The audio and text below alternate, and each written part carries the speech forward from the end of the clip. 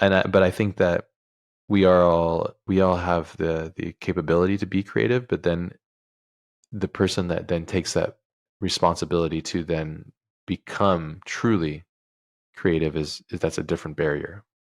It's like nature versus nurture, then you synthesize. So both of those combined, then you say, okay, I'm going to take this path. I've admitted to myself that I understand that, hey, I might not make millions here doing this, but I've told myself that this is the act in which I'm going to perform repetitively until the end. So deal with it and let's just sit in it and have fun with it. Please welcome a true Learn Squared legend to this episode, as we're joined by one of our instructors, one of our original co-founders, and an absolute creative powerhouse in the shape of Ash Thorp. Ash is known for his immense body of work, both for existing IPs and his own iconic library of personal projects that have and continue to inspire a generation of artists. And in this episode, we get an inside look at his approach to his craft and how he continues to strive for growth, both as a creative and as a human. Profoundness awaits. Let's go.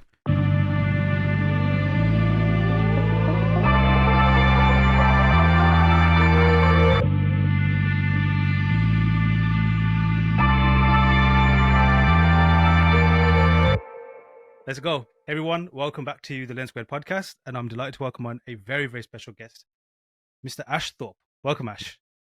Thank you so much, Aaron, for having me. I really appreciate it. It's very kind of you to include me in this. Dude, I Yeah. mean, first of all, it's totally my pleasure, and I'm sure the listeners are very eager to hear from you today.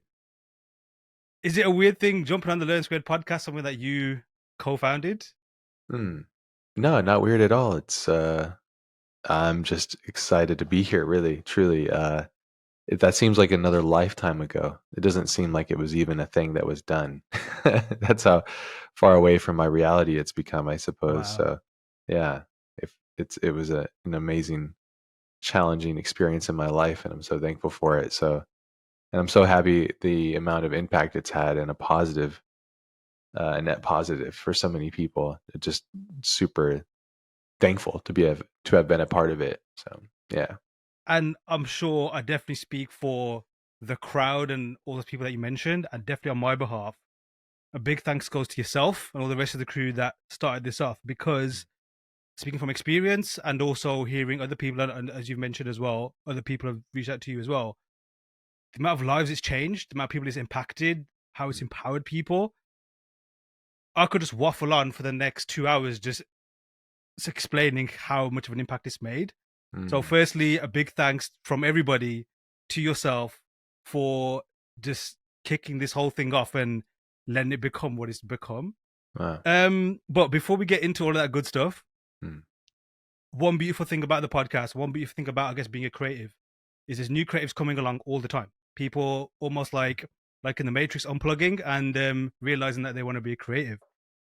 For people that are jumping on now, this is their first time completely to everything, and maybe to yourself, although I'm very, very sure that's not the case. Mm. We would be kind enough to let everybody know who you are, what you do, Oh, and all of that good stuff. oh man, I appreciate that. I have such a struggle with this. I always have. It's hard for me to put labels on certain things, but I'll do my best. For those of not aware of who I am, my name is Ash Thorpe, and I am a creative person, a creative human being, and I do many different things in the creative field. But for my career-wise, I've been working in the feature film industry, and I've done quite a few different things, and I just pretty much consider myself a very creative individual, and I try not to set too many bounds around me, but the bounds that have been and labels that have been appointed to me is in the form of designer, director, illustrator, just artist in general. And I just like to try to do everything. I'm quite curious about the entire world of creativity and so yeah, and then also helping found Learn Squared is another big milestone in my life, and so that was one of the other things. But yeah, I'm really I'm working on explaining myself better, but it's been a struggle for so many years. So yeah, hopefully that makes sense. I know I'm passing over a bunch of different things, but yeah. I think that's amazing that you describe it as a struggle to explain, because I think, I guess, like with anything, I guess probably creative sums it up the best because it covers so many things, and I guess it Mm, just, I guess, describes perhaps just the energy and I guess the life force of what it is that you do. mm, Um, I also think it's quite interesting that it's something that you struggle with explaining because, from a personal experience, especially as a creative myself, like I've always struggled to kind of like figure out what I should fit myself in as and what it should be, which is going to get me the best place. And it was when I discovered yourself, especially through the podcast, your podcast, the Collective Podcast, hearing you express that throughout all the episodes and all the years and for everything else, how you have almost like, as you just explained now, not been able to kind of like lock yourself into a box. That's been mm, very empowering and almost like it's almost validation that you don't need to kind of have a particular label mm, as such. Is that something that you have struggled with yourself over the years, or have you mm, always been, I don't want to label, I'm going to do my thing? mm. That's a great question. It's been a real struggle, I think, because the idea of mastery is a very elusive and beautiful concept to me. And I feel like I'm not designed for it. I feel that I have the ability to work extremely hard in order to achieve certain things, but I don't necessarily have the focus and commitment to just one thing to go full on. And for, I can go on it for a small amount of time, Hmm. 6 months or uh, 2 months or a year, which I consider be somewhat of a small amount of time in the form of mastery. So it's been really difficult. What I've done and what I realized is I'm just different that way, and it's okay, and not to waste energy on beating myself up for not being like somebody that I've read about or studied that I Hmm. admire. It creates a paradox of thought, and it's a difficult one. It's something that I'm still working towards and working on, but I also, whenever I got to a place where I was like, okay, I've understood this, I just jump out of it. So it's almost like making a building and then jumping out the window and flying Mm. and then landing on the ground and then building up another. And then, okay, I think I understand this, but the only problem with that, I suppose, is I don't know if I've ever really truly understood any of it. So, Mm.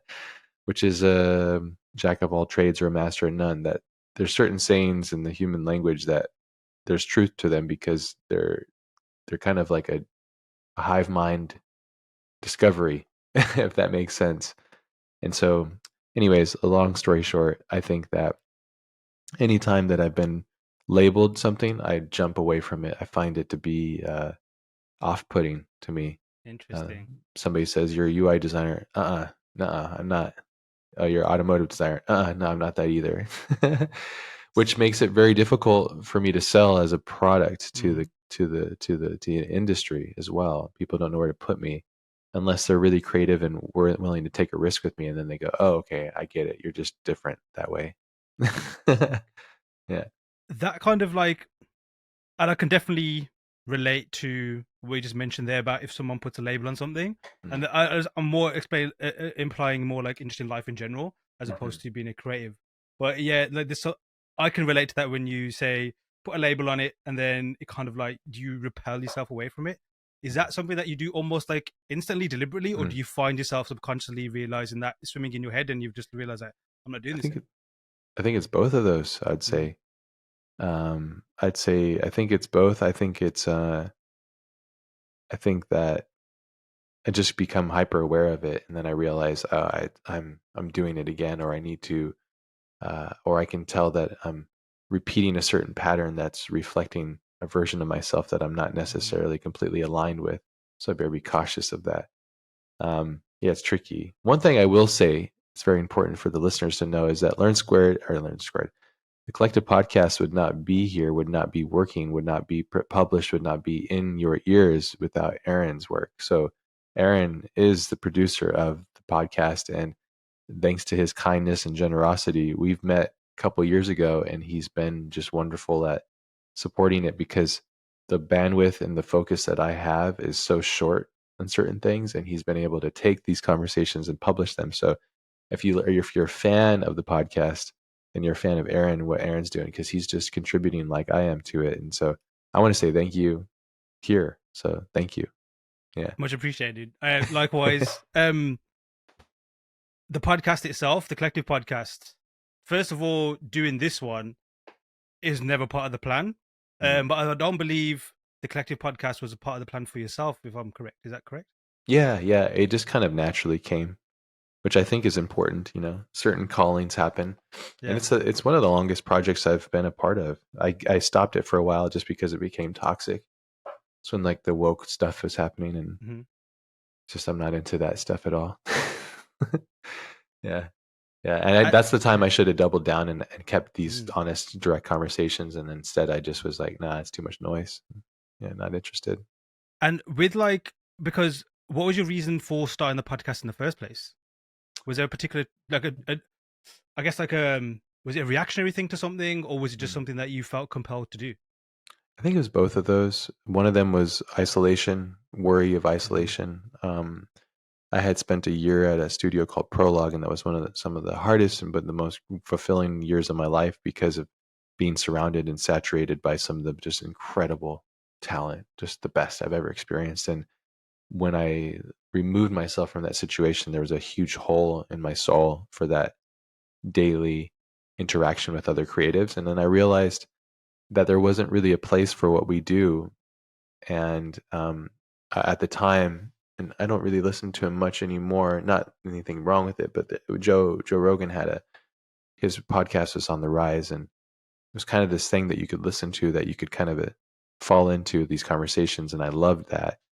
And I realized, why don't we have something like that for what we do, which is Mm-hmm. being creative. And I feel like we're quite misunderstood on a lot of ways because we put so much time into doing what we do, and it's quite a selfish uh, act, you know, that there's not a lot of time to express ourselves. And I felt like, why don't we maybe build and cultivate an environment where we can discuss these things open and honestly. And I had no agenda. It was never to make money, which was great. It kept it pure.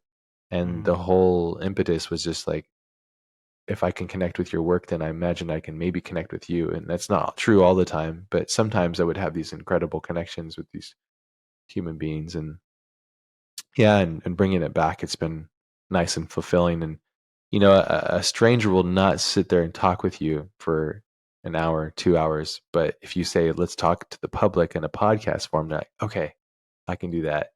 So Yeah. it's an ego scratch, you know. So Yeah. and also I'm extremely curious of everything. So I just want to know, how did you do that, or what where did Mm-hmm. you lean there? And I feel like it's helped me as a human being understand the universe, my fellow human beings better, Mm-hmm. how to communicate, how to listen. How to listen is probably in my app for I use my life is run through an app called Notion for the most Mm-hmm. part. It's like my operating system. If you're a coder or a programmer, it's almost like that's my code language for life. But anyways, inside there, one of the poles of that project, which is the collective podcast, which is um, learn to listen. Sometimes I don't listen enough or don't Mm-hmm. listen well enough. But anyways, long story short is it kind of came from a multitude of things, and it just kind of expanded very quickly and rapidly within myself. And yeah, it's taken on many different forms, as I have too, which is Mm-hmm. interesting. Again, on behalf of anyone who's ever listened to the collective podcast and people I've spoken to, and I'm sure people that have reached out to yourself as well, the impact that has had Mm, is immeasurable. You shared a message a few days ago about something on the Joshua Davis podcast, which was quite profound. He spoke about a lot of profound things, which is a great episode. mm, And someone had reached out how it impacted them, and yeah, like that's a great example of just how hearing conversation, like I said, talking to a public, almost unsuspectingly, how it can impact somebody. Not like I guess like the plan wasn't to we're gonna have a profound impact today. We're just gonna have a conversation, but yeah. then there's the power in that purity of that honest conversation Mm, that really people buy into. And that's something that I bought into as well. I I discovered you when I discovered Learn Squared, but I wasn't aware of the podcast. So I was like, I attended. You went to industry workshops many years back. That was the Mm. first ever talk I went to. Long story short, on my end, that Mm. was also a crossroads for me where I thought, do I even deserve to be an artist? Should I even bother even trying? And that was like, I need to go there for validation. Mm. And I received the validation I needed. Mm. Wait, basically ended up with more questions, but in a way that was some validation. Mm. Weird topic, but Love that. the point was like I saw your talk. A few things I'd love to mention later on in the episode from that talk and just run it past you. But Mm. there's a person I saw then, and then I started listening to the podcast afterwards, and it Mm. was interesting because I think there's like a 3-4 year, I guess, delay from that person to that person. There was a change from the person who started the podcast to then, like you mentioned, there's growth. Mm. But So a much lot of growth. things through the podcast answered so many things that I don't think I would have ever gotten through a Google, through maybe even asking people directly. It could Mm. only have come from an honest conversation. Mm. So, yeah, that was just again a long, rambly way of saying, "Ooh, congratulations and thank you for Mm. making such a profound thing." Mm. Because, as you mentioned a lot, is you are a very, very busy person. And I do get to see that behind the scenes, like, definitely don't to see your day to day, but I Mhm. can clearly tell you're a very, very busy person. So to even take out time to do something like this, which the time it takes, you could easily say, I can shave those hours off and give myself that time back. Mm. But for yourself to do it is is very cool of you. Ah, you know. I appreciate that. I mean, it's a selfish endeavor as well, you know. I Mm, get so much out of it myself, so I don't want to seem like I'm doing it just because it's a community effort. I mean, that is indeed what it is, but I never know when I'm entering into this conversation what's going to happen. yes. Usually, the guest is the person that drives it as much as you want to drive it as a host, as I know you're aware of. So, but a person like Joshua Davis, for example, has lived many lives and has experienced many things and is very transparent. It doesn't take much to really extract, you know, Hmm. to the listener what he is about and what he's doing. And we could even go deeper, which I'd love to go do Sure. more episodes with him because he's such a fascinating human being and just a wonderful mind. And but yeah, I find it all just kind of adds up as this beautiful thing. I think maybe perhaps just growing up thinking and realizing that what you mentioned earlier is like you could read this on Google or have these things, but without the nuance of conversation, I feel like this is where a lot of what we're there's a lot of things that are happening to us psychologically, mentally, and even physically that are we're kind of just drifting away using the internet in a way that potentially causing a lot of noise and harm. Hmm. And I think these nuanced conversations are very necessary. And I think oftentimes it's good to have polarizing, honest, loving conversations.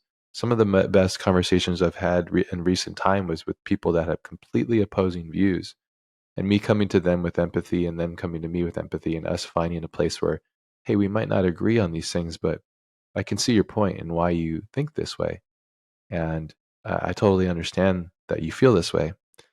I think this past year, my wife and I, we did a bit of we don't do this thing, like the what do you call it, like uh, New Year's resolution. I'm not really into those things. Every day is a resolution. I just try to do the best I can on the day as best I can. But we did kind of like when the year was coming to an end, I said, man, this was a really good year. And I said, look at all the things we did, and did a little bit of a recollection. And I was thinking of so many different things, but some of them was just these beautiful conversations and being able to meet people that I had just thought about meeting or, didn't even think that was going to be possible. So anyways, I'm rambling on, but Oh no, not at all.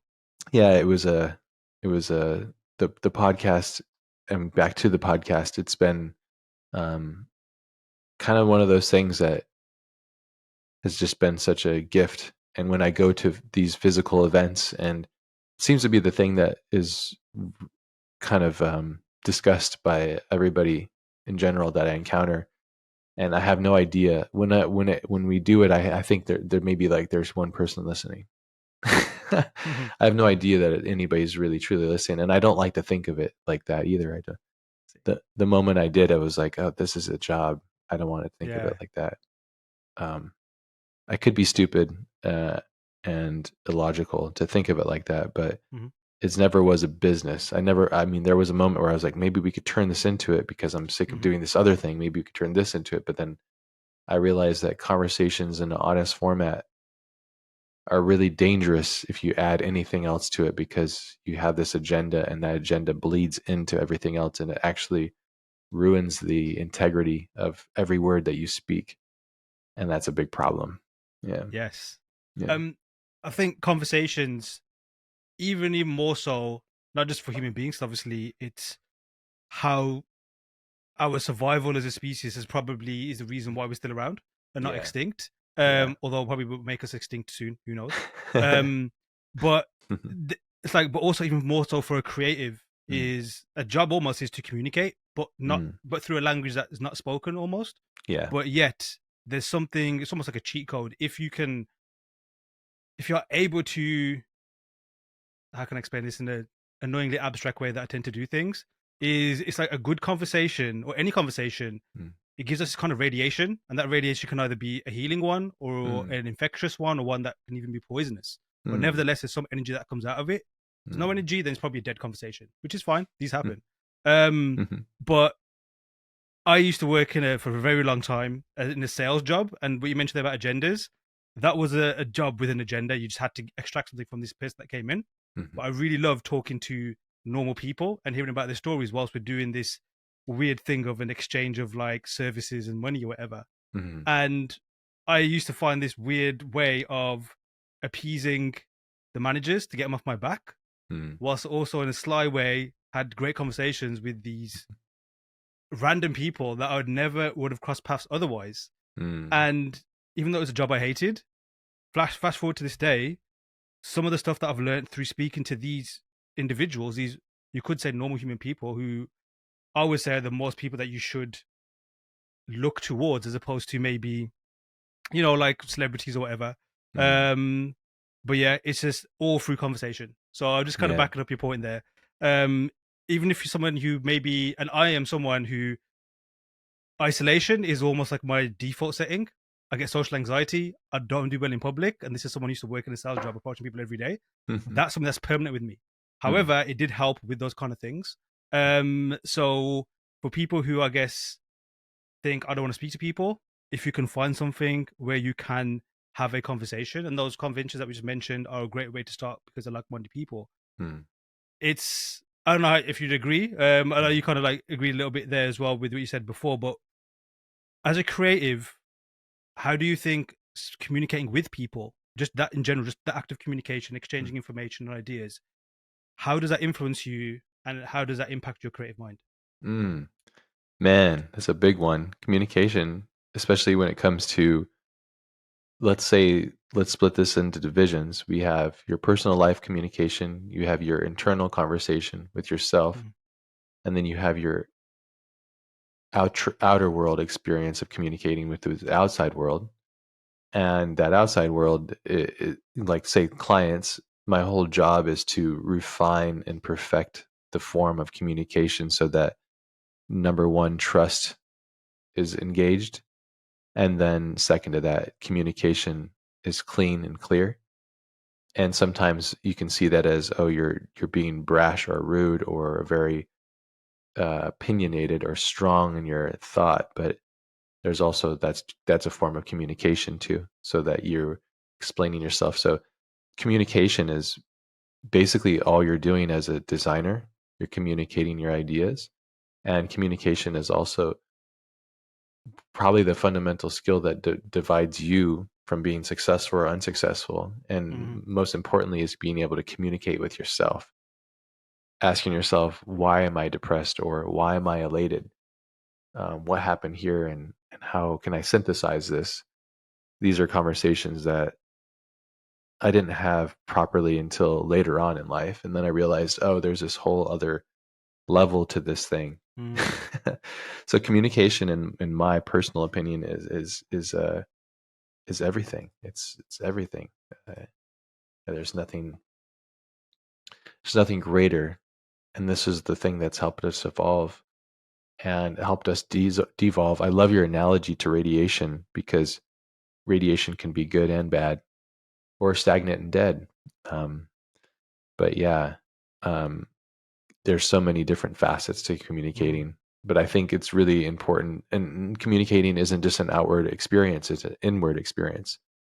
So the act of listening and truly understanding one's intent. I feel like a lot of the jobs that have become successful for me personally over the years is me truly just listening and going, okay, I think what you're describing is the color red, but you've never seen it before. mm, So let me present this to you. I think this is what you're after. Yes, we're talking about the color red. Then when I show the color red, they go, that's not it. And I say, okay, tell me. Ah, okay, you're talking about blue. But here, let me explain to you what you've told me so I can relate that to you so that we're not going to do this again when I show you mm, blue. And you're going to say, I need it to be yellow. So it's just, and I'm breaking it down to such common things. But, yeah. I've oftentimes relate, this about the podcast is I relate things to food because it's a common art, it's a common act. We are almost always consuming food. So I think it's the same kind of thing. It's like communicating and making a meal together and sharing that responsibility of that conversation and extrapolating and evolving that conversation so the conversation then becomes actions and those actions become Mhm. the work reflects the communication. When things are really truly clean and clear, the work and the art is very pure. It's a very difficult act to do, but it's something that I've been truly working on. It's a tough one, yeah. That, But it's worth it, yeah. yeah. I love what you mentioned a moment ago about communicating with yourself. You mentioned that it impacted you, or something that you kind of like focus on a little bit later on. Mm. Is that like a few years ago? Like, was that like a certain age or a certain milestone in your life, like when that hit you? Yeah, um, I've never been able to meditate. Not yet. I'm slowly easing into it. I have a very active, busy mind, and this is me saying things and then acting on them. So this could also be a paradox that's happening for me, where I'm saying Mhm, I'm busy, and so I got to start to believe in that. But internal conversation has been somewhat recent, I would say, like truly having a more intimate relationship with myself and understanding the world around me. Um, I'm 40 years old now, so I think that's probably like maybe the past 2, 3 years I've been starting to take this quest, and man, it's been pretty interesting realizing how much baggage I carry, and mhm, when I realized I didn't even know I was carrying it. We have this thing inside of us that allows us to create norms, and after a certain time of repetition, your body says, well, and your mind says, well, I guess this is us. This is what we do. And then you realize, like, oh, well, no, that's just me not listening and communicating to myself. It's almost like riding a bike with a flat tire. You're like, well, mhm. I'm a flat tire bike riding person. Yes, yes. And then you see somebody go by you with a full tire and they're ripping. You're like, well, I want to go that fast. And the guy says, well, fill up your tire, dummy. Yeah. Oh, okay. Let me fill up my tire. And if you're kind enough, you communicate. You could get that person to stop and Mhm, give you their pump and then fill up your tire. Go, okay. Well, I'm no longer a flat tire person. I can move. So apologies with the metaphors. I have no, like, because if I started to tell you the personal stuff, it's like probably wouldn't make sense. But if I can apply it to a metaphor, it usually tends to work a little bit that better, same, hopefully. same for me. The metaphor I got Yeah. was tell someone to stop and pump you up. So yeah, Mm. that Yeah. makes sense. Yeah. Yeah. Yeah. I think, yeah, internal conversation has been a massive thing. And I've been doing a lot of work on myself, and it just seems like it never ends. I feel like I turn one corner and I'm in a labyrinth, and I'm like, oh, okay, I'm Hmm. trying to find the way to get above the labyrinth to see it for what it is. And yeah, some days are better than others. And, um, but yeah, I've been reading a lot of books on just all of these things and trying to Mm. be better and trying to be a better human being. Yeah. So I mean, Yeah. similar in to yourself, like especially definitely the last 6 months, let alone 12 months, but Mm, leading up to that, a similar situation where all roads led to that question marks, but it literally was like it's inside yourself, or you have to look at yourself mm, to find out how to go forward because you go running around in circles, and then it was a question of, like you just said, just to sum it up, like from my own personal experience, was a case of literally not looking in the mirror, but like really unzipping yourself, really figure out what's going on inside, mm, decoding yourself, almost understanding yourself. And in a weird way, it was like meeting a brand new person. This person I didn't mm, even recognize, yet I've mm. been carrying them my entire life. And it's been a very interesting experience, This very happened to you cool. 6 months ago? Um, uh, it kind of like come to a head six Mm, months ago, and it was mm. a case of like, Culmination? yeah, like it just almost that was, I guess, the final act of that particular story, and that Mm. was the boss fight, and then I'm still standing, I guess. Good for you. But it was the way you just described it. It was a case of you can look externally for all these things, and sometimes you can kind of use it in a way to cover up Mm, things that are going on, but ultimately face it. And if you are struggling through this, and you can face it sooner rather than later, it's only going to help. It's only mm, going to help you. But mm, with what you said about trying to like communicate with yourself and just improve, and not to say it's a negative way to yourself, but it's encouraging to hear that is something that you're still trying to conquer, mm, because I see you as somebody who is definitely miles ahead. I think Mache described it best on one of your conversations together, where he said you're a North Star to many people. So in that sense, like you are North Star in my eyes.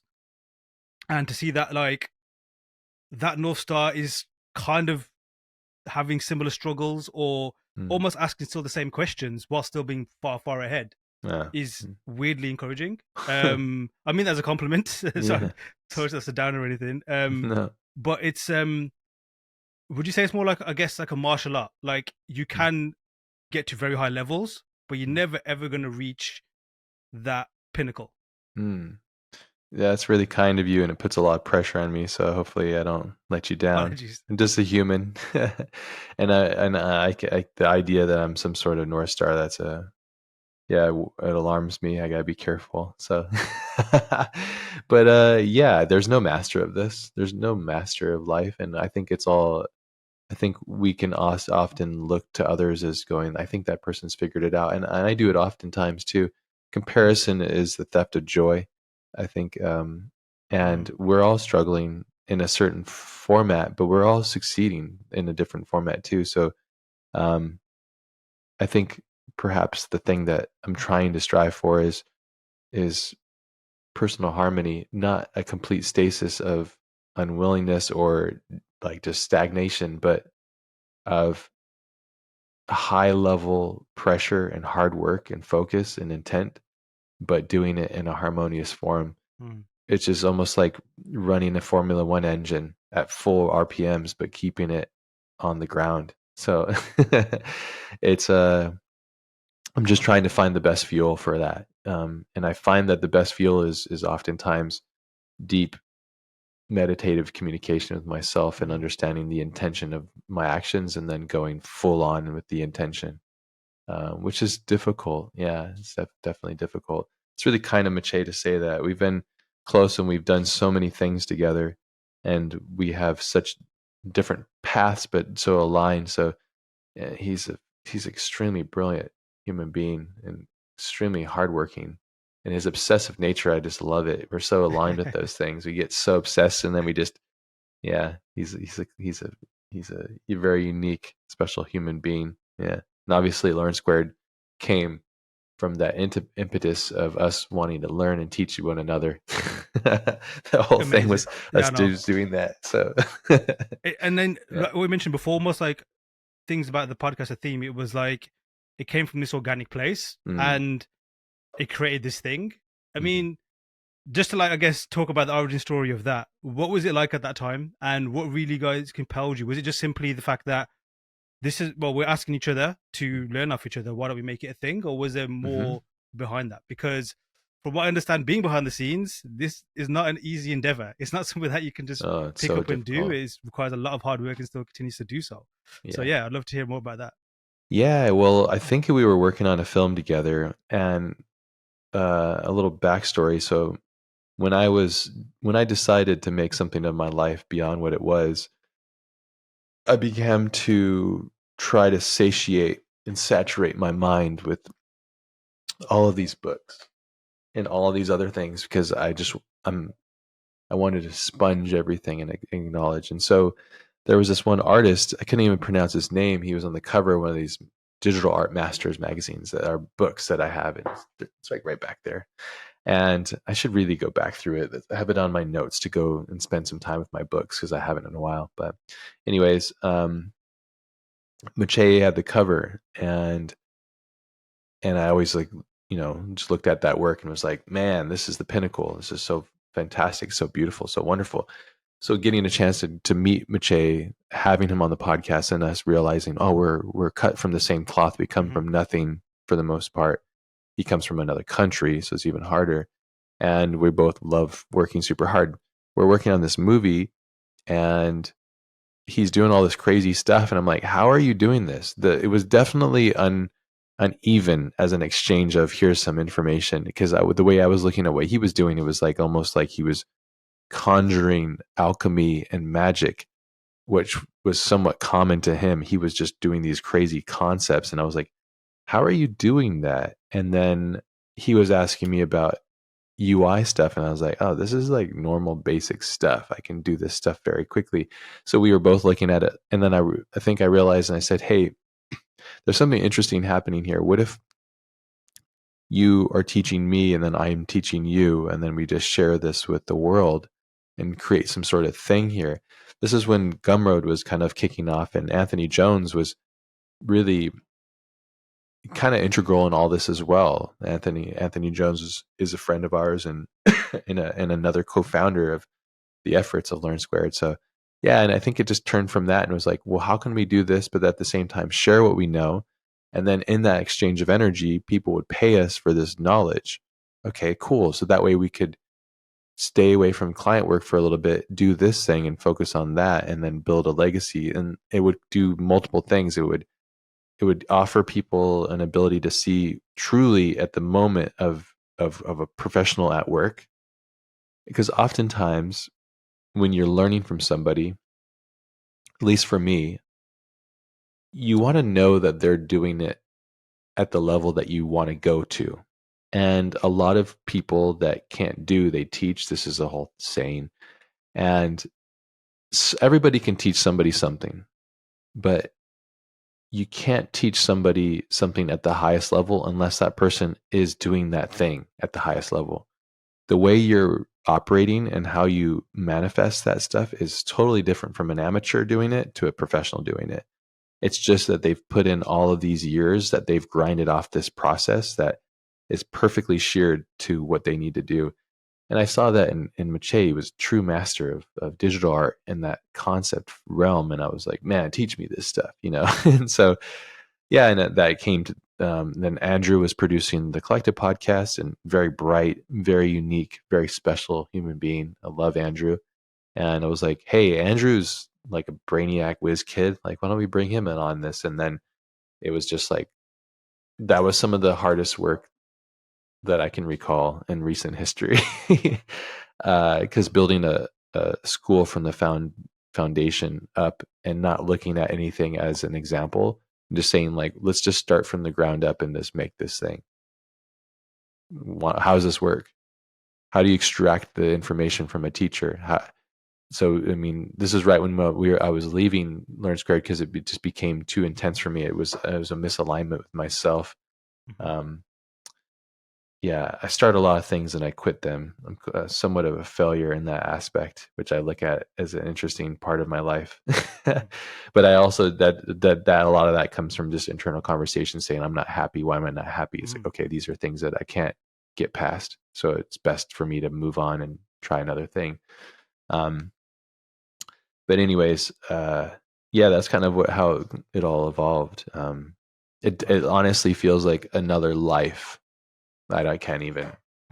Yeah, and yeah, it's been really interesting to see it, and I'm so stoked that it's still breathing, and I'm so proud of you and Andrew and the team, such wonderful people that are just keeping it.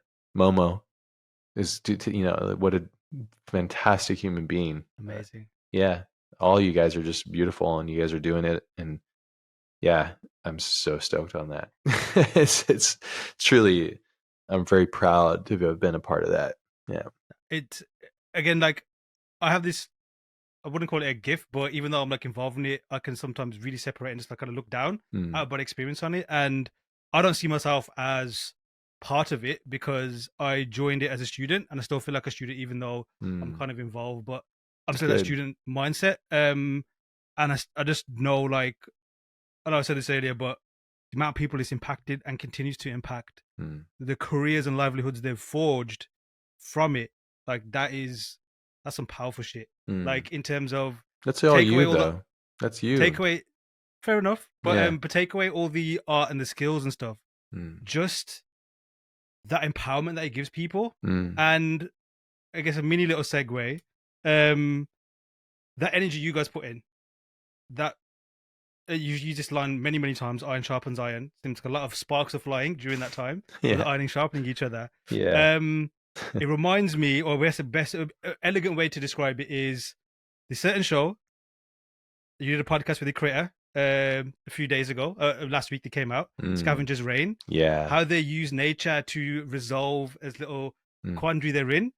It does look like those events back then transported to this vessel, to that vessel, to that vessel, to that vessel, and it's kind of like infected everything else Yeah. in a good way. But yeah, let's segue to Scavenger's Reign Yeah. and things that inspire you. Firstly, let's talk about that show. I'd love to hear from yourself what Mm. you think about Scavenger's Reign. Oh man, yeah. I mean, I'm sure you are well aware because you listened to that podcast I did with Joe Bennett. Joe is the co-creator of that show. It's to be. How do I make this? Explain this is for a long time. I've been struggling wanting to make something in this space, and you can have all the great ideas, but then you meet commerce and you meet the industry. The industry says we need it to be this safe packaged thing, and I've always said that doesn't feel right to me. So personally, I've kind of given up on that dream as well of becoming a filmmaker because of these things, and going through the system and hitting all these red r- walls basically. And when I sat down and I watched Scavenger's Reign, thanks to my friend Rod Chong, who introduced me to the show, I had seen some trailers for it. And I was like, okay, cool. It'll probably just be like one of those like typical anime things that just kind of surface level and stupid. I don't mean to be mean. I just, my brain is extremely sensitive when I watch content. I'm just triggered by things so quickly, and I just Mm-hmm. okay, I'm not interested in it, which is a big problem. I'm such a prima donna with the content but I'm at the same time I look at, and I have a conversation. This is a little tangent thought, but it's something that maybe you could think about is I look at my mind as I look at my gut and my body, and I don't put junk food in my body. I don't put junk stuff in my head.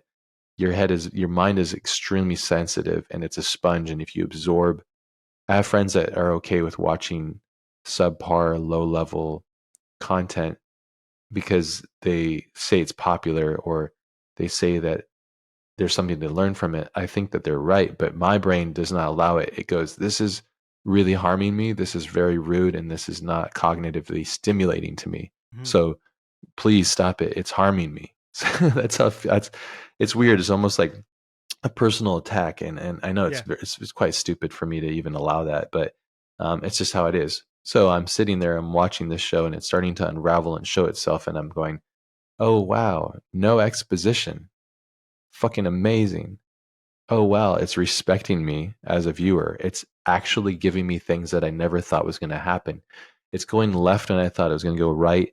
And it's doing these things that are very unorthodox, and it's incredibly imaginative and inventive and it has a soul and a voice, and the characters all have this resonance.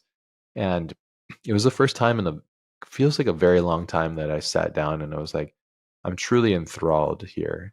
This Mm-hmm. is this is something that I feel is very connected with myself, and freaking bless the internet to be able to connect with Joe instantly. I found him on Yeah. Instagram Yeah. because of you. As I said, this show is incredible. We need to find these creators. We need to have them on because this is, you know, I'm excited. Therefore, the conversation is probably going to be good. And thankfully, Joe is a fantastic dude. Ironically, I'm going to go meet up with him and have dinner next week. I'm very excited Yes. about that because, yeah, I want to just pick his brain because Yeah, he's man. figured it out. But long story short, if you have not watched this show and you like, if you enjoy science fiction as it, in my opinion, in my definition, science fiction is, this is a science fiction show. It's pushing the boundaries of what is possible and what should be possible and the uniqueness of these things. And I think it's a significant and very important show in my mind, Mm. on its own way, you know. So yeah, and I can't believe it got through the engine and the device. Bless those producers for shielding the art because it's so pure, and who knows if we'll ever get another one. I hope it Mm-hmm. stops at that point where it is because it's just fantastic and leaves you in this wonderful moment. I won't spoil anything, but it's just great. So yeah, It's it's been it's impactful for me. truly stunning. Yeah, Yeah. that same. Like my brother mentioned it, and he goes, "You gotta check this thing out." Bit like yourself, he was like, "Yeah, yeah, I'll check it out." You Mhm. know, like there's everyone recommends everything these days. Yeah. Although he's someone I do definitely trust. Like he's got, in my opinion, very very good taste. I Mm. rarely dislike anything he recommends, but That's even good. still, it was Yeah. like, "Cool, let's see." But Are you I sensitive was as well when you watch things? the way when you describe it, Yeah. I have the same thought process, Ah, yeah. but I think of like I don't know. I'm just like, okay, I'll just sit there and just kind of like suffer through it, kind of thing. Yeah, I hate But that. I can't do it. I'll leave the theater. I'm out. Yeah. okay, Yeah. fair enough. I'm not there Yeah. yet, but there are certain things where I'm just like, okay, let's get on with it. Yeah. I mean, I got young kids; they watch a lot of trash. They watch some Sure. cool stuff. Yeah. Some stuff like, okay, that's actually very interesting for Mm. that particular age group. But a lot of it's trash. So I think Mhm. that kind of like you just wear away because it's like just a tsunami of just nonsense. Yeah. How But old at are the your same kids time, now? How old are they? eldest is 10, Okay. and turning 10, and my youngest is turning 4 soon. 4. Okay, So yeah, big gap. Yeah. yeah, Mm. a lot of like just YouTube nursery rhyme type things. Sure. Although my eldest, she like will switch from like very corny girly stuff Mm. to watching Studio Ghibli and things like that as Mm. well. So Interesting.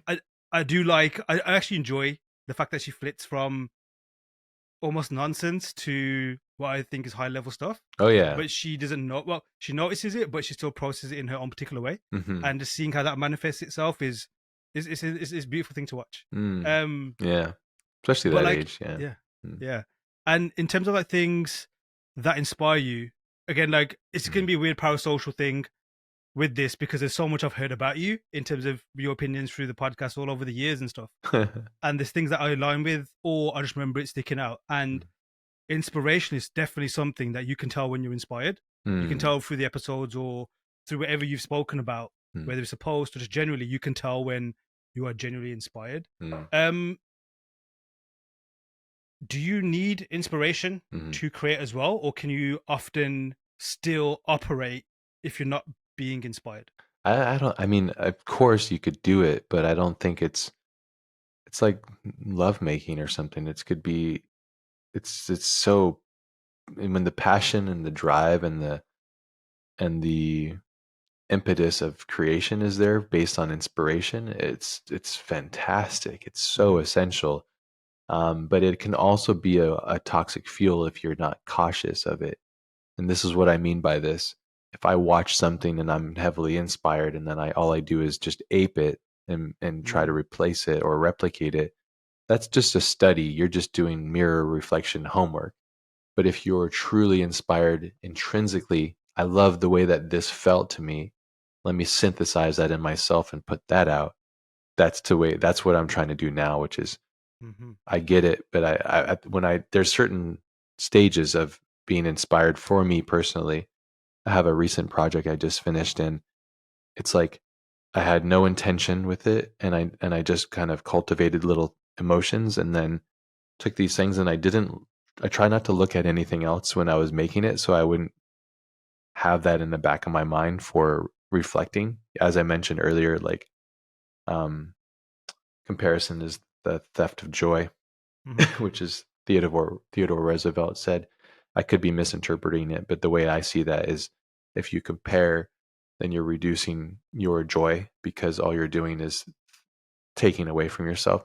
So, anyways, yeah, it's been influence and inspiration is significant to me. Mm. Watching Scavengers Reign, what it did for me personally is it unlocked the child again and said, "Hey, look at they figured it out. That means that there's a way, and don't give up on yourself, and don't give up on these dreams that you've had.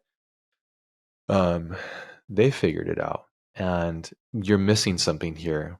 And that's when I start to go, okay, am I missing a collaborator? Am I missing a communicator? Am I missing Mm. because as Joe said it, and I don't know if he caught it, but he humbly quickly said that the show would be absolute shit without all these Yes. people, Yes. and I imagine that's probably true, because if he were to make it by himself, he wouldn't have made it because Yeah.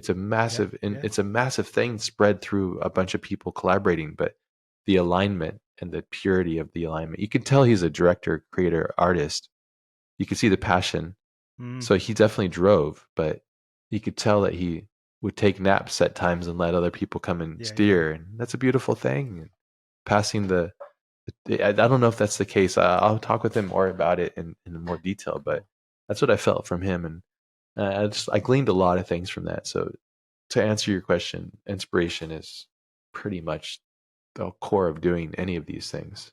Yeah, it's like being completely enthralled and completely fueled by my fellow human creatives. Mm. It's just, man, I love you guys. Thank you for the drug. Yeah. Yeah. It is. It is true, and you've mentioned that a lot. Like describing creativity in the act of it, like Mm, almost like an intoxication. mhm, And I even like how Joshua described it is almost like a, I don't think he said it in this particular way, but it's almost like more of an affliction. mm, It's almost like a malfunction as opposed to something that you're trying to do. And I love both of those analogies because I think that's way more accurate. mm, Because any human that says they do anything purely deliberately, I think is definitely confused mm. because we have Yeah, so little control over how much we can do. It's almost yeah, like control is an illusion. Um, yeah.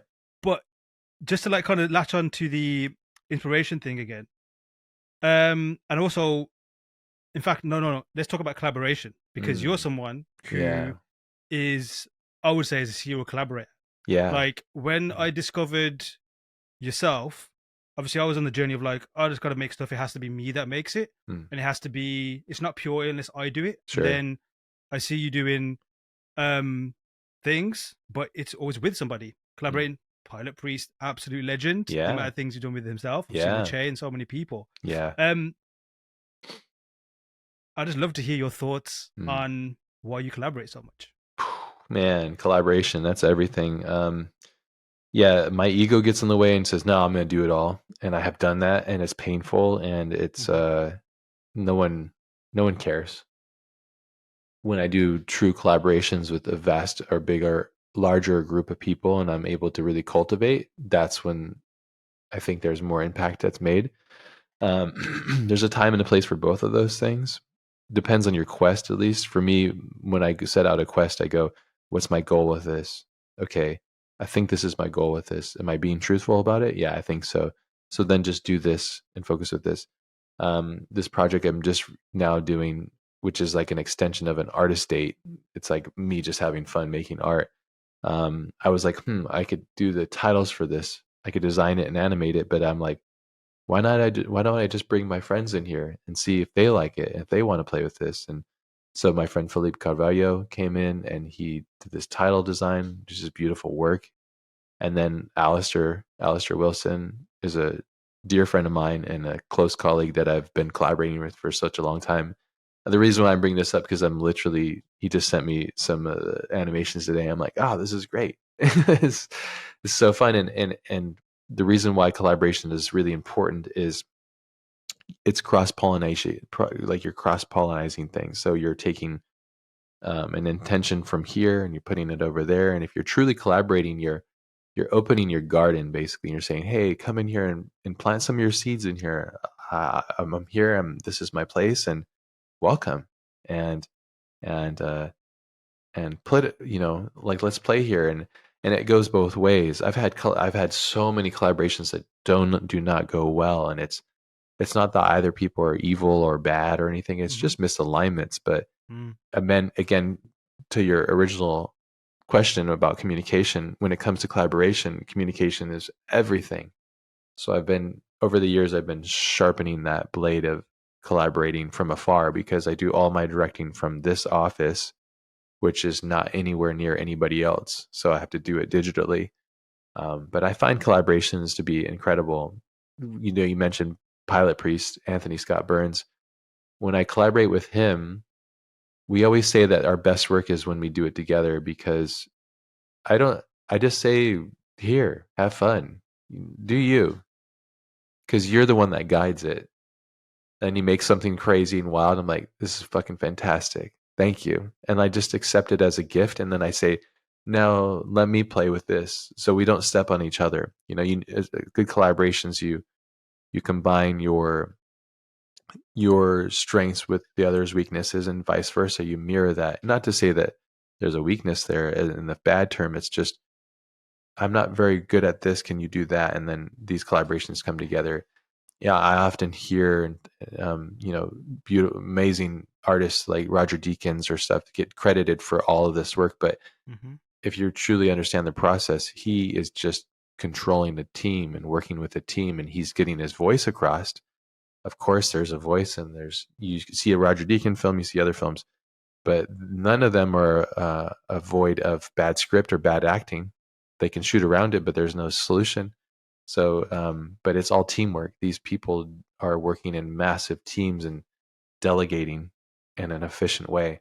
Denny Villeneuve is only as good as his team, and he's been a wonderful team facilitator, and has allowed these amazing people like Greg Fraser to come into his pocket and expand the world with him, and Roger Deakins. And I'm using them as a reference. These are people that I had to realize, because oftentimes I would go, oh, how did they just did all that Mm-hmm. stuff. But when I realized the industry, I'm like, oh, there's hundreds of people Mm. that show up, that feed this team, that move this team, that push this thing across the finish line. And collaboration is truly everything. If you ever want to make anything of substance and greatness, I feel that you need to do it in a collaborative nature of some capacity. We are not designed as successful and functional beings being individual. I think the moment you let your ego say, I'm this, and I can do everything. It's a great and empowering thing, but it is also an imploding bomb. You consume yourself within, and you're left without substance and friends Mm. and connections to your other fellow human beings. And one of my favorite things is when I have a teammate that we work on something together, and their elation at the end of the road, that's the fuel. And I've told myself at the end of these roads, I say, nothing else matters other than the joy of my team, and that's it. That's the only thing that I have any sort of control over, and even that I have little to no control over that. Mm-hmm. But my collaborations and who I collaborate with is extremely important and very intimate. Yeah. And when you say that, like in terms of the joy of your teammates and just the joy of it all, Mm. that's the most important thing. Is that almost like as a way to psych yourself up, or is that genuinely the goal you're striving? That's the goal. Yeah, yeah. And I try to communicate that openly and as direct as possible. And I'll tell my collaborators, like, my goal with this is for you to be fucking stoked. Like, at the end of this, for you to be stoked. If you are not, then I've failed. And I failed sometimes, and I'm like, damn it, they're not stoked on this, and they're not excited, and they're not happy, and I Mm. misrepresented them, or I didn't credit them correctly. Those are few and far between, but that really hurts me internally. Mm. That I go, damn, I don't do this to cause harm. I don't do this to create any sort of strife. I do it because in almost all of these collaborations, there's no commerce connected to it. It's purely like, hey, do you have time? Do you have interests? Do you want to express yourself? Okay, let's do it. Because I have some time. I want to be expressive, and I want to do this. So let's do it. So Mm. yeah, yeah. So um, I think that could be the downfall of a lot of these things. Though, when I explain these things, I realize that potentially not attaching commerce and using these things as a business model could be the fact that I've not succeeded beyond my own desires, potentially, and not become this director or person that I have been wanting to become, or realizing that I don't want to pay that cost because I'm Mhm. not interested in that. I'm not willing to be sycophantic or um, be a politician. I'm just not interested in being a Mhm. politician. Yeah. So the directing journey. Again, listening to the podcast from when I discovered it, and when I really started paying attention to yourself as an artist and as someone who I want to learn from. And what I mean by that is like obviously you see people who inspire you, but then you have these personalities where you mentioned a few there, like people like Denny, people like Greg Fraser and others, Roger Deakins. It's like you want to almost like figure out what's going on there, like what's happening in these creative minds and what's happening there. Mm. And throughout that time, the one of the constants was directing a feature film or whatever it might be. Yeah. And you just mentioned that is something that you're perhaps not pursuing anymore. Is that Mm. necessarily the case, or like what's happened with that? Yeah. Man, I feel like this could be just the way I'm looking at myself today. Um, but I feel like through my life, I get very passionate about something. I have an idea of what it needs to be, and I work my I work until I have nothing left, and then I realize I look back and go, "Ah, you idiot. You didn't see all these moving things, or you missed this aspect of it, or you're not in tune with this things." Therefore, so when I wanted to do films and become a filmmaker, I uh I got into it because I just love movies like most people. Mm-hmm. And when I see it, I go, I want to synthesize what I see here, but I want to put back to what I take. So when I watch this movie, I can see it. I could see what they did here, and I could see how I could change that, and then share that voice. And that's an egotistical thing. And there has been many stages in my life. In the beginning of my life, I wanted to become a comic book artist. And I would sit there and draw, and I realized, oh, I don't draw like Todd McFarlane. I don't draw like Mike Mignola. These heroes of mine. I draw like this, which is kind of weird. Oh, okay. And then all of a sudden, I'm getting old enough to acquire enough skills, and then the comic book industry implodes on itself and basically scatters and dies. It kind of right in my childhood, the dream of being an artist that did comic books kind of just the industry basically crumbled away. I get a bass guitar at like age, I don't know, 13 or so. Fucking love music. Music is everything. Because when I'm sitting drawing, music's always playing. And I go, this bass thing is cool. I get a bass. I go full in, fully saturate myself, learn how to play, get obsessed with it, start bands, all of these things. I'm always the most passionate, at least how I felt. I'm always the most passionate, dedicated person in that band. Mm-hmm. That goes nowhere because, hey, dummy, you can't do this by yourself. You got to have teammates, and those teammates need to be either incredibly special or dedicated and driven like you, and you're just not amongst them. But the thing is, you are different. So continue on. So I give up that dream. Every time I do that, there's a form of depression cycle and elation cycle. Mm-hmm. Damn it, I didn't. I'm putting my heart into other people. So I say, well, what's the thing that I can do that I can be successful with that I don't need people? Just do your art again. Okay, I'll do art again. So I focus on art, put everything I can into it. Hey, you did this thing. Why don't you do that? Okay, cool. Listening to others. You made that. Why don't you just become a film director? I love movies. Why don't I do filmmaker?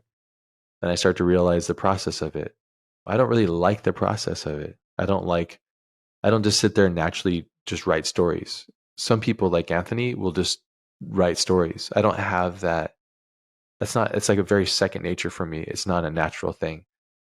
but I do love working with writers, and if I have a writer, I can go, oh, that's interesting. What about this? And I just need somebody to spark that within me. And then I realized as I study all these other directors, they don't just do it all themselves. They have partners that are really brilliant, wonderful collaborators. And then as I look at it, I could be completely wrong, but coming into my 40s, I'm like, okay, I'm gonna try and launch this. I'm gonna do Chimera. I'm gonna do all these things. I'm gonna build it up, and I'm gonna show people I can do this. And then I'm just stupid. I put all these expectations. I work my fucking ass off, and then the industry I feel like is just dead. It's dying. It's slowly dying. It's imploding on itself. And then there's all these like political things that I'm really not interested in. I'm not interested in saying, "Hey, I need to have this person who I don't have any faith and belief in my project because they're going to bring commerce to it." I don't want that. So, and I realized, hey, you're an idiot because you're being so stubborn. You got to be able to bend and give and take and learn. So when I start to look at it all, it's not that I'm giving up on it. It's just that I'm putting it aside. And I realize Mm-hmm. I think maybe who I am is maybe more like a Chris Cunningham who's never made a feature film, but has made some highly impactful, interesting, weird shit. And if I just stop thinking that I need to be this thing that people are telling me I need to become, I can just put more effort in just being a fucking weirdo and doing whatever shit that I want. And when I do fall into it, when I start editing and start shooting and putting these things together, I go, oh, this is my fucking thing. Yeah. Okay, cool. Sure. And it's not going to be the Shawshank Redemption. I would fucking love to be the director and creator of that. I mean, come on. That's my ego speaking, though. But if I'm honest with my child self says, that's not your shit, man. Don't even bother with that. Just do this thing. This is what makes us stoked. Mm-hmm. Listen to this thing and just do that thing. So long story short is it's just I'm just trying to find it, and there's many things. I mean, we can talk about other things, but yeah, the path for me to do that, I've just realized that I'm also like very sensitive to movies. So the last few movies I've seen, I'm just like completely turned off by them, and they're just like, how did this even get made? And I get really personally upset about it, which is again, Wow. it's something I shouldn't even do. But I just realize it's just it's like listening to bad music or eating junk food or being subjected to things. I'm just like I'm too sensitive to.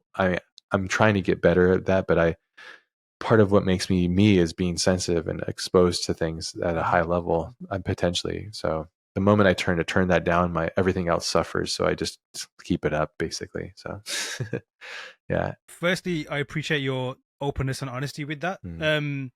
It's it's easy not to be honest because we do it without realizing. Like Yeah. you always put on these masks and stuff and just think whatever. What So so much wasted yeah. energy. Jeez. Oh, for sure, for Yeah. sure. Yeah. Um, it also kind of like echoes what you're saying at the beginning about like almost unable to give yourself a label Mm. because you're Yeah. not sure which one it is, and it's kind of like it's clear you want to make stuff, and I guess like the label was it needs to be a film, but I Yeah. guess the label is now it's a question mark, which doesn't mean it's nothing. It's just a question of like, what? How will this manifest? Um, what do you? I mean, do you have like avenues you want to explore in, perhaps like Mm. away from film, or is it just literally like you just said, like, okay, that's just going to be on the on the shelf for now, and then we're going to see what's next. Yeah. I mean, there's a there's a state in my existence where when I'm filming, it's probably one of the most elation. It's like your Mm-hmm. yard is. So when I'm working on, say, Chimera, and my friend Tyler Hines, who is the actor, who was Kyle Renner in my film, when he's there, ex- basically acting out the role of Kyle, and I'm watching it, there's no words to describe the elation. It's fucking intoxicating. Holy shit, look at this thing that was in my head. And now he's taking it and going further with it. Holy shit, this is fucking cool. And being able to, like talk about another obsession. I started watching movies since I was a child, and why does this film look to me better than this other one? Why does this one feel that way? oh, there's this thing called anamorphic. Oh wow, okay, there's this all this optic technology. Whoa, this is very expensive. How do I Yeah. break that? Okay, well, you just reverse engineer it and build your own anamorphic. Okay, cool, fucking did it. Nice. And when I'm watching my film, I go, that see, it feels like what I want it to feel like. Okay, execute it. So there's to answer your question is there's no better feeling for me personally that I've discovered in the form of art than real time filmmaking. Real time filmmaking when you're in sync and completely connected to it is just fuck, man. Uh, it's orgasmic. And that's a drug. It's truly a drug. But getting there is, and potentially this is why it's so special. Is that getting there is just a fucking slog, truly a Mm. slog. Um, but I don't know. I'm I was talking about with this with my close friend Carlos. He goes by Color Sponge. You might know him. Him and I do Legend. Yep. a lot of really special things together, and I love him. He's one of my favorite human beings. Him, him and I were talking about this, and he was saying, "I think you're just taking a break, and then Yes. it'll come Yep. back." But I think it's actually really good for me to take breaks from these things because if I don't take breaks, then I just keep repeating the cycle. And so I think right now what I'm doing is I'm saying, all right, I'm done with this for now. You're okay. It's okay for you to have a moment to say, I'm going to take Mm-hmm. a rest from this. It's better for you and your world. And then when it's time to come back, it'll be here. And all your friends will be here and everything will be here. So just take a moment, look at it and settle it down and go, what do you really want? And like I said, the last conversations I've had with myself about this is that maybe I'm just like a weird person that just creates unorthodox things and it's okay, I guess, you know. I don't, at the end of my career, my end of my life, I'm just going to have a bunch of these like weird things, I guess. I don't know. It's easy to look at like a Spielberg or a Fincher and be like, fuck, I suck. But these guys, when I look at it as as a true, when I truly look at it, I go, I got to be honest, it's not just them. And they've done a wonderful job of bringing a big group of people together to do it. But it's not just them, and it's not just them, the makers, but it's also the consumers. And I think Rogan uses this term escape velocity, or when somebody gets so big that they basically they sling themselves out and they become their own Mm-hmm. universe, basically. Mm-hmm.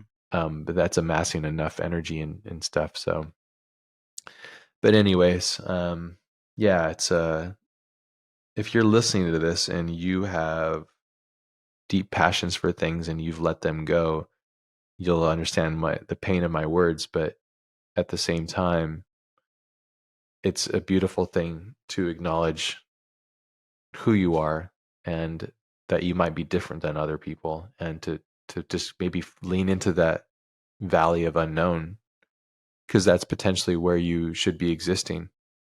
There was a Stoic quote that I was reading from Marcus Aurelius. I think it was him. He said, "Play the cards you've been dealt. It's your responsibility," or something like that. Just Mm-hmm. basically like, don't complain about it, live it. So yeah. No, dude, totally. I speak to offline and online as well as like people that there's different configurations of the difficulties that people have or troubles or scenarios or whatever. And the thing that and this is basically just echoing what you just said, it's like everybody has to play the same kind of game, but everybody's difficulty settings can be wildly different. Mm, Some can be like immensely difficult, not impossible, but difficult versus someone who just probably, it's like it's considered easy or whatever. But nevertheless, mm, if it's within you, you're gonna still figure it out. Like, yeah. it's a very butchered way of like saying it, but I don't know. I, I've had a similar experience to yourself. This was prior to when you did industry workshops things, prior to me hitting 30, which I had this invisible milestone. I love what you said before we started speaking about you don't really go by years is like the year's finished and it's begun. Hmm. It's almost like just divided by these milestones or points of reflection. Yeah. Um, that is something that I can definitely relate to because when I see a year tick by, it's just like, oh God, I've got less time now Mm, before I can, hit where I got to hit. Um, mm, but yeah, I had a moment where it was a case of I had to put, I believed, my career or my desire to have a career to be a designer and an artist on the shelf because it was impossible. So I told myself I have to give up. And I tried to give up. mm, And I did give up. But it was like there's a film where you try to throw something away but it keeps coming back. So it's like, a movie trope or whatever. And I couldn't let it go. mm, And then now I've made a career out of it. And it's not like something super spectacular, but nevertheless, it's my career and it's the career that I wanted. And mhm, that taught me back then was that some things that are of you that you basically are, like it's in your fibers, you just can't escape it. You can try and suppress it, you can try and put it to the shelf. And when you just mentioned there about like kind of putting that thing on the shelf, it just reminded me of that moment in my life back then, which mm, was a case of like, yeah, I guess I had to. It was almost like it was just a prolonged break. I needed to take a pause, I need to almost clear all the shit that's gathered around, mm, clear it out, and then space came back. And yeah, it's just, I think as a creative, and I think you mentioned this before, is, well, I guess let's ask this instead. Are you born a creative or can you become one? mm. And no matter where you go, there you are. I think that we all have, this is my optimistic view of it. I think we all have a form of creativity within us all. I think that whether people value that doesn't mean that it has value.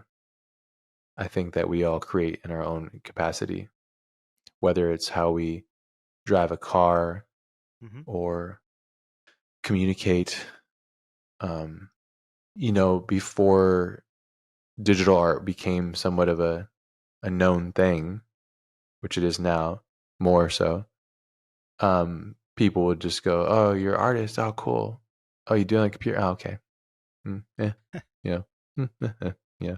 Now it's like, okay, I guess you still do art because people in their minds would say you draw on paper. That was their understanding of the value of it. So yeah, I think we all have it within us. It's just knowing what it is. I've experienced some incredibly talented and very special people that like would tell people that they're not creative. I'm like, no, I disagree. You are. Look at what you're doing. Even just you having this conversation, it's a creative act. It's an act of creative. I think Rick Rubin talks a lot about that in his book. Uh, I think what's that book called? The Creative Act. Yeah, he talks a lot about that. Um, yeah, I believe so. But I think that we all have the capability to be creative, but then the person that then takes that that responsibility to then become truly creative is that's a different barrier. Mm-hmm. It's like nature versus nurture. Then you synthesize. So both of those combined, then you say, okay, I'm going to take this path. I've admitted to myself that I understand that, hey, I might not make millions here doing this, but I've told myself that this is the act in which I'm going to perform repetitively until the end. So deal with it and let's just sit in it Mm-hmm. and have fun with it and just submit to that. Yeah. Sick. I love it. Like, the way you distill things and the way you recognize things and then process them. Like that is something that I didn't realize I needed to hear when I discovered the podcast. I didn't realize I needed to look at things in that particular way. Mm, I thought I had to try and align myself to this pathway that had been defined by people that have walked it before. Like, I come from the pre-digital age as well. Like it was a case of you have to have a career and then the career is defined by people who I guess are in the industry and then there's little rules and all that kind of stuff. And I'm someone who's like quite, I guess you could say, straight in terms of like just kind of follows rules mm, in terms of like doing things. But I hate rules. I hate, especially when it comes to creativity. mm, I hate it when things have to be a certain way when they can clearly be many many different ways. mm. And that's something I've always battled and struggled with. And it's you mentioned it before as well, like especially with clients and stuff, where it was a case of almost trying to like wrestle them into not going to do the typical trope. But yeah, just the way you always display it and distill it has always been something that I've used as a tool, almost like as a benchmark to be like, well, does it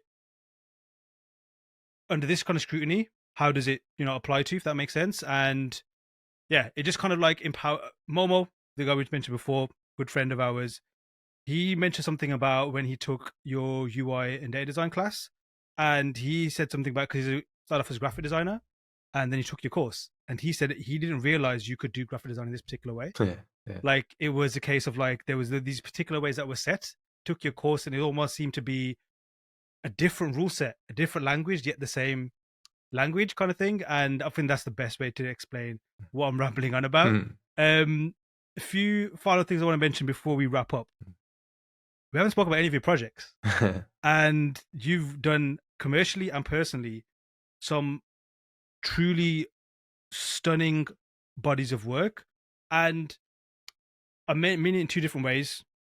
As creatives, we look at another creative mainly through the lens of well, how they made something, Mm, the technical skill involved, and the top score they've almost achieved. Like, oh, look how clean this looks, or clearly they've maximized their skills to produce this. And then you've also got it through a consumer point of view where you just are inspired or in awe of something. mm, Like we mentioned with Scavenger's Reign, it's just something that just hits you. I have a personal favorite project of yours, and the one that always like sticks with me where I think of Ashthorpe is this one particular project, and that's Epoch. oh, I'm just yeah. sci-fi nerd. I love space, Mm, and just that meditation of, and you explained it. I was looking at it again earlier on today, and you just said when I was a kid, I dreamed to be an astronaut. mm, I had the same kind of dream as well, and mm. that's my favorite one. But obviously, in terms of projects that you've done, is there any particular one that really resonates with you, either commercially or personally, that you could say people want to check out your work, which they clearly should, and I'm sure they have and will. But there's one that says, if you want to understand me, watch this particular thing that I've made, or look at this. Mm, damn. Well, quickly to mention Epoch, as I gotta always mention Chris Beyer, who's my collaborator on Sure. Epoch and Yeah. fantastic human being. Um, damn. Honestly, don't watch any of them. They all suck. And the best Same. one's coming up. So maybe by the time I'm dead, I don't know. Um, uh, yeah, I have not even reached anything even close to what I'm after. So it's, uh, I think Chimera is probably the closest in regards to like how I want to make films. And then, so that's kind of weird. And any AMHC thing, Make Haste Corp thing, that's all like, you like cars? Well, then here's how we see cars. There you go. But it's all, none of it's all feels like, well, maybe MHC is a little bit more, but it all feels very nascent. Uh, it's like, okay, the idea, it's almost like a sketch to the bigger thing. So none of it's really Mm, truly exposing it, if that makes sense. It not even come mm. close to scratching the breadth of what it needs to be. And maybe someday. But yeah, I'm sorry. I'm sure I'm supposed to have told somebody thing, but I think it's also that No, no, no. I'm not truly proud of all these things. Like I'm not truly like. There's moments when it does release, I'm like, I'm fucking proud of this. And then once I have room from it, I go, oh, I've grown so much from that. It's basically Yeah. non-existent. Epoch was a meditative piece of experimental art that I feel like was just needed to be made. And I don't watch these things ever again, really. Hmm, But hmm. it's I'm stoked that you like it. Yeah, it's had a Yeah. really odd impact. I thought it was nobody was gonna like it. And talk about switching roles. It's like, hey, you think I'm this in fast editing? No, I'm gonna give you Yes. 11 minutes of just Yes. full long weird shit. There you go. And Yeah. you kind of answer the question there, but like when you make something, is it more the act of making it, and then once it's Mm. released, it's done, like, do you have a relationship with your work afterwards, as aside from just obviously presenting it and curating it, or Mm. is it almost, to be, I guess, use a strong phrase, is it dead to you once it's made? Yeah, I feel like it's done its thing with I've done my thing with it, and only through like the act of social media and representing things, and I come back to them and go, okay, I got to remember this, and most people are not Mm, aware of this thing that occurred, so I'm pulling stuff up, which I never really do. But for me, if I had a choice, I would just be like, okay, like created this, did it with a friend, so stoked that we did it.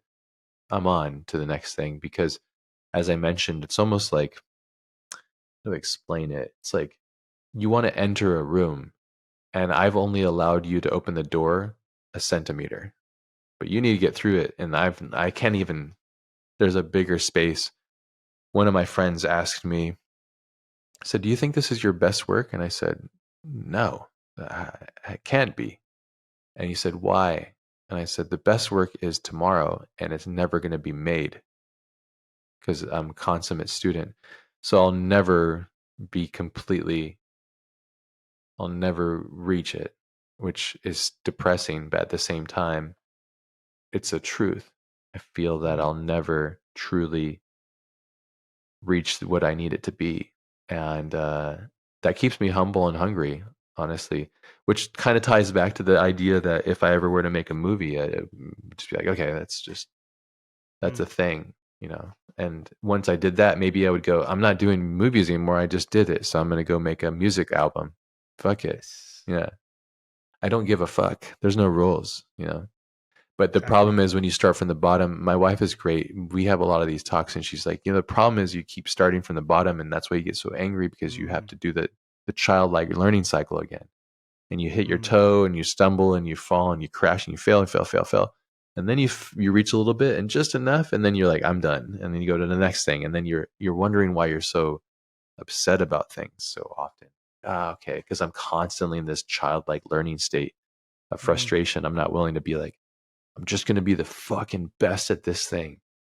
Where I guess maybe I'm trying to do that with automotive right now between Carlos and I and talk about collaborations. I mean, I would never be where I am without him because him and I, the combination of him and I pushing each other is like, it's like Mache and I pushing each other. It's like, oh yeah, you want to get crazy? Let's get fucking crazy. You know, let's push each other to the level. And that that beautifulness of healthy competitiveness. There's toxic masculinity and all that bullshit, and I'm allergic to that. And anybody that does that around me is out of my life instantly. But when you're really truly just doing it out of like a wholesome act, it's like, man, I fucking love you, and I'm gonna push you, and you're gonna push me, and we're gonna get good together. Um, it's hard. Carlos is one of the special humans that I found that I completely link up synergy wise. I've never been able to sit there and design something with anybody ever other than him. And we sit there and just design and work in tandem. And it's truly a beautiful act. It's pretty much the highlight of my current existence, which is so fun. Outside of, family and all that wonderful stuff as well. So we're only talking about a small part of my life, yes, of which is course, of also a big course. part. So yeah, yeah. Dude, wholesome approach. I love that. That's my new phrase now for the year at least, What's or that? whatever the next milestone is. Just the wholesome, like, do things wholesome way. Yeah. Like, I love the way you describe that, because that has, like, yeah, that just sums up the way I want to do things, Hmm. and wholesome has to be the way. Yeah. I mean, I suppose why do it any other way? I feel it in this Exactly. conversation. I feel your energy and your purity and your intent. It feels very connected to what you're doing and why you're doing it. Your questions are all wonderful, and your attention and your focus to it's got great intention. So yeah, it's beautiful. And I think why not put that to everything? The way you communicate to yourself and the world, then people can just feel that rawness and like, ah, this is great. This is so cool that you're existing in your purest state. Yeah, yeah, yeah. Dude, appreciate that. Was actually a nice moment to end it on, Mhm. but I need a few more words from you. Um, Sure. final words or messages or thoughts to the listeners from yourself to them. Mm. Love yourself. Learn to love yourself. Communicate with yourself. Listen to yourself. Be honest with yourself. Be patient with yourself. Life is happiness is a choice. Unfortunately, it's a paradox. So push yourself. Question everything. Don't listen to everything. Question me. Question yourself. Listen to yourself. I mean, satiate all curiosity with as much information as you can. Be kind to your fellow human being and be willing to learn from the universe because there's so much to it. I know I'm getting very woo woo with it, but it's like, I can't just say like, this one thing. I think it's truly be humbled by everything around you and be willing to be taught new lessons daily and realize that your greatest work is to be done tomorrow, and be humbled by that idea. If you're truly an artist, you realize that. So I'd say just keep learning, keep growing, be yourself. Even if yourself is an egomaniac, just be that. You'll learn, you'll hit a wall, you'll find out that nobody's going to love you. But be that until that happens. Just try not to hurt anybody in the process, mainly yourself. But primarily, I think my best, if I have any advice, which I don't think I have the validity to even do that, but you've asked it, I think is just truly to anybody listening is have a moment and have a conversation with yourself and ask yourself if you're truly doing what you should be doing. And if you're not, then ask yourself what you can do to change that situation and to manifest that. Ash, thank you very much. Absolute legend. Thank you for your time. Thank you. A huge thanks to Ash for his honesty, and I'm sure his words will either sit with you for some time or completely change the way you approach your craft. Hit the links to see what he's up to and head over to learnsquared.com to take his courses. Remember, the first lessons are free. I've been your host, Aaron Danda. Till next time.